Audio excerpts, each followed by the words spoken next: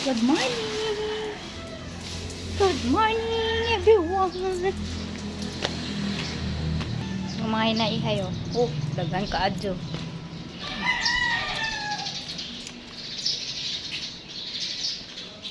Kita, kay namisbis ko kay abog.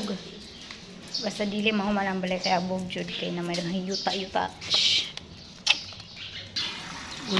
Ganun sa natang video. Today's video ay mag-urong tayo.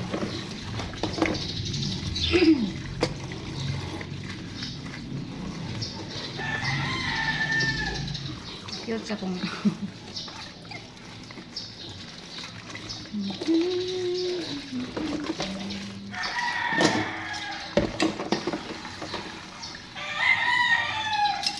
Karong adlaw kay mag-urong dito kay hugas, then magluto, then kani siya guys, akong ilit siya dito sa kuan. Dalias, mga awit na po. Na lang kay para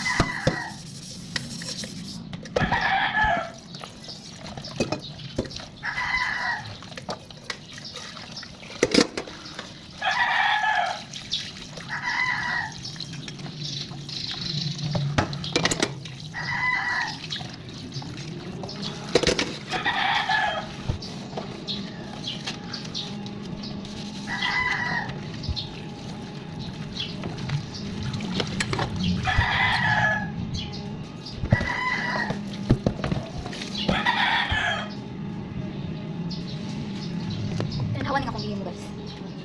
Hawan siyang gihimo kay para sa kuan ako towel nako sa manicure. Kay instead na mo palit ko, dili na ko palit. Ako na siyang type. Himulani man siya. Kani ako sige katong manani. Bahaba yan. Ako na siyang type nga para dili siya mga tastas. So mamaya wal galuto ko sa kuang amo pa ni tuis, mag kuan ko magkahit ko. Kaya dili man magluto wal ga. So prepare na ko sa kuang galutoon.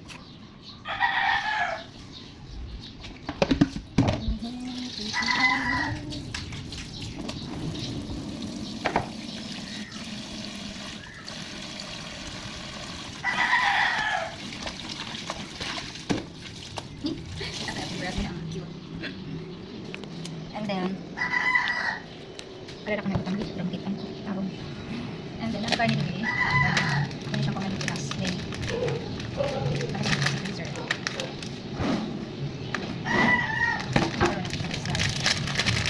Request ako manipis ang para maluto.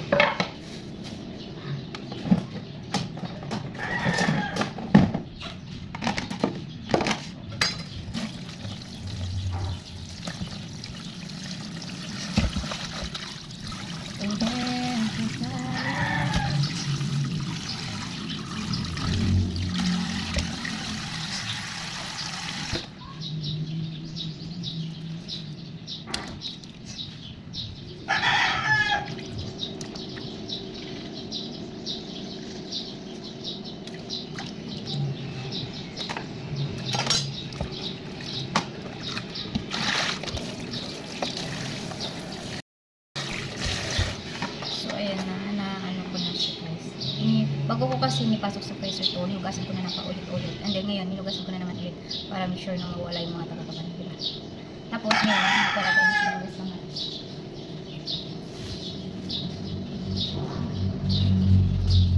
Yan, ito yung gagamitin kong sangkap, sibuyas, kamatis, bawang.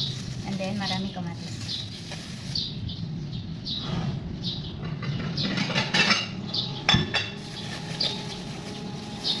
Kikiloin ko lang yung mga hinog. lalaki ng mga kamatis. Sobrang laki ng mga kamatis. So, mga 1, 2, 3, 4, 5, 6. Mga 6 sa buo. So, basta natin.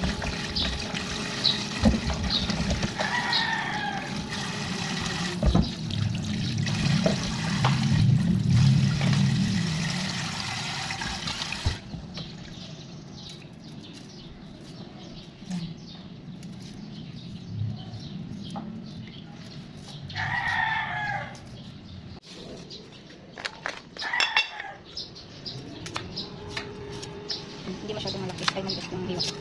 Kasi gawin ko siyang adobo na kamatis. Hindi na-explain yung luto ko. Kung version kasi.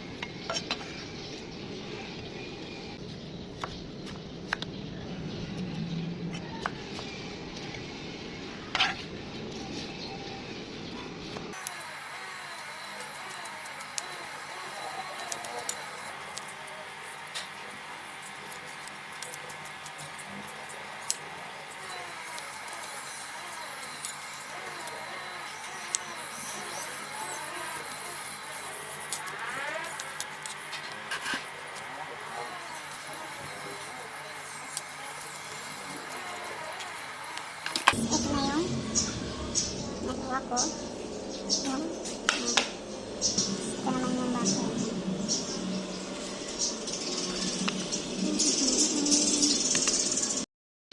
Ayun guys, mag-start na tayo magluto at ito yung luluto nito. Design ko lang yung oil. May mga mantika dito. Ito guys, ito yung lalagyan ko ng mantika. May drainer na siya. Yung para may mga tira-tira. Pero ito naman, istira to ng manok. Kaya hindi siya sayan, malinis pa to siya. Kaya pwede ko ito pangisa.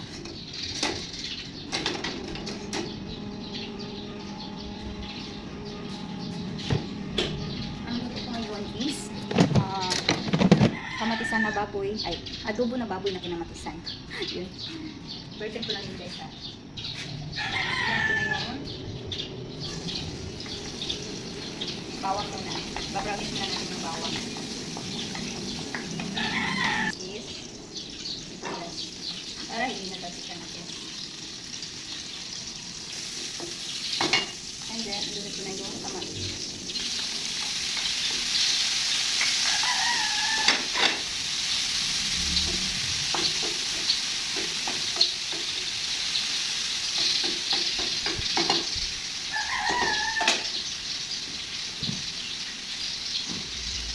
Kapag palapit na ito yung kamatis, maglalagay na ako ng isang nor.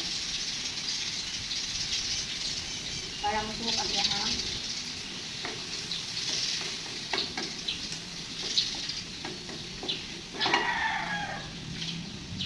And then, konting tulo.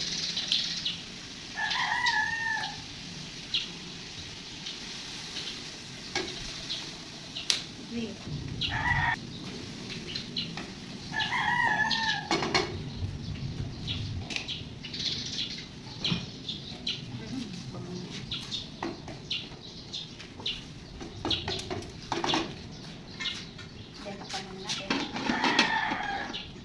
Ng mga 1 minute. Tapos wag nagantay tayo sa medyo lumambot yung kamatis kasi pipigain natin yun. Ang gawin natin is magsimula na akong magtahi. Ayan, nandito yung mga ko. Na gamit ko pang tahi. Nandito siya. Kunti lang. Ano lang. Light at saka dark lang yung kulay ng pangtahi ko.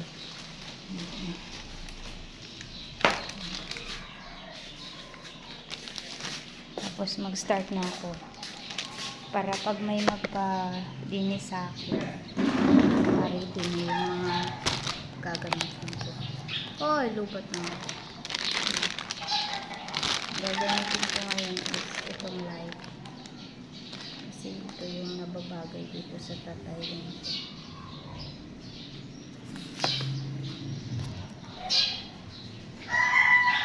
So, tingnan na natin yung pouch. Wow! So, ayan na yung ano niya.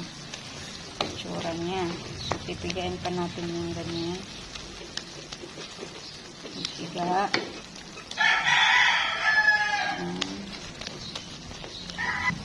Tunod na natin yung baboy.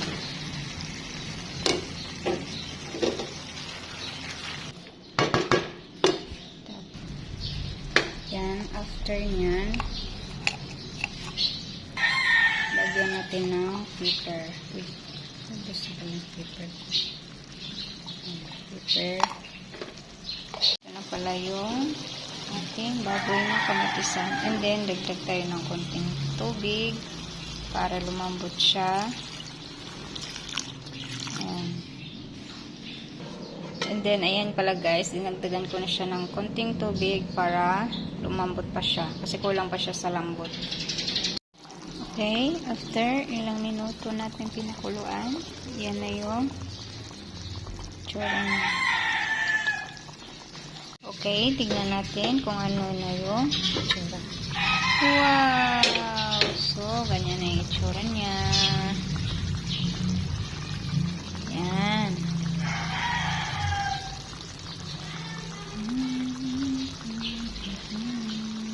Ready to serve.